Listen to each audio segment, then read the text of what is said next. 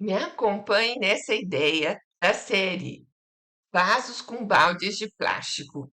Primeiro passo é aplicar a batida de pedra, que serve como primer, né, uma base para a pintura.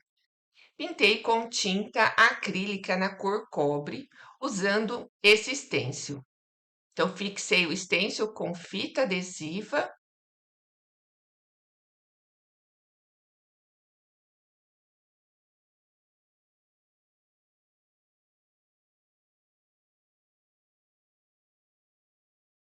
Fiz a pintura utilizando esse batedor de tintas. E se você não me conhece, sou Maria Amélia Mendes. Seja bem-vinda ao canal. Aqui você encontra muitas ideias de reaproveitamento de materiais.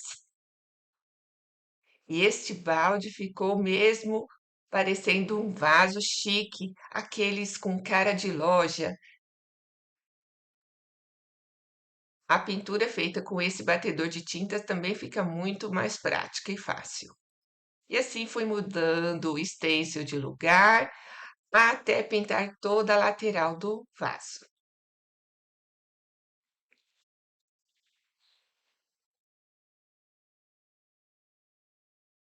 Mas já marque aí sua presença e deixe o seu like neste vídeo.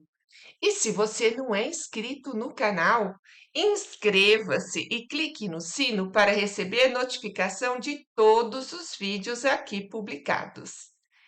E veja que chique que já está ficando este vaso. Fixei fita adesiva na parte superior para fazer um detalhe, também utilizando a mesma tinta metálica na cor cobre e o batedor de tinta. Retiro a fita adesiva e guardo para as outras artes. Também dá para reaproveitar essa fita adesiva.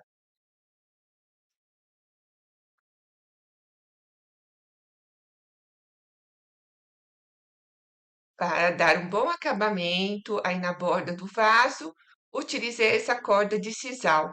Ela tem uma tonalidade meio alaranjada e combinou perfeito com a tinta metálica na cor cobre. E aí está, veja que luxo ficou este vaso. Agora é só impermeabilizar com a resina acrílica à base de água. Este é mais uma ideia da série, com baldes de plástico que você pode fazer cachepô, lixeira, ou pode plantar diretamente nesses vasos. Comece onde você está. Use o que você tem e faça o que você pode. Legal, né? E aí, se gostou da ideia, deixe o seu comentário, compartilhe este vídeo com amigos nas redes sociais, ajude a divulgar este trabalho e fortalecer o canal. Assista também ao meu último vídeo, ficou muito legal.